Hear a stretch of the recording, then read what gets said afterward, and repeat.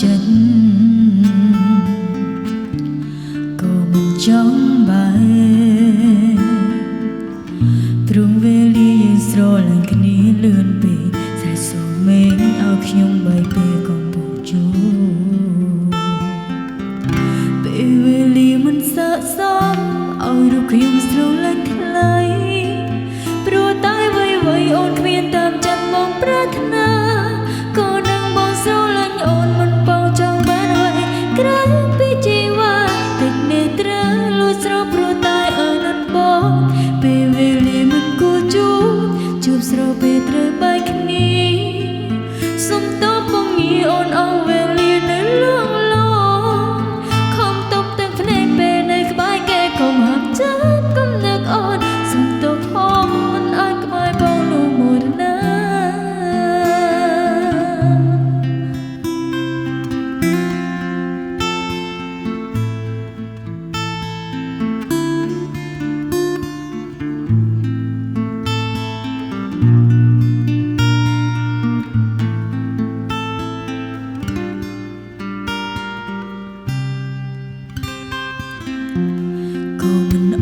ចិត្តហើយមិនចង់បែរ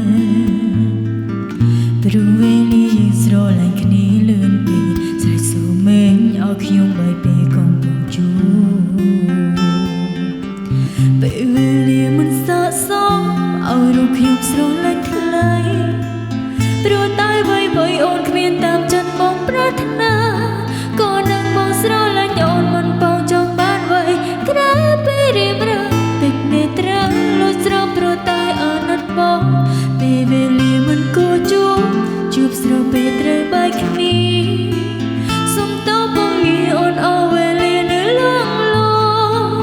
ខំតបទឹកភ្នែកពេលនៅក្បែរគេកុំហាមចិត្តកុំនឹកអូនសុំតបផងមិនអាចក្បែរបងនោះមួយណា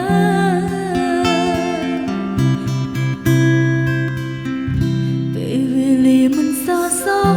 ឲ្យរូបខ្ញុំស្រលាញ់ថ្លៃព្រោះតែអ្វីៗអូនគ្មានតាមចិត្តបងប្រាថ្នា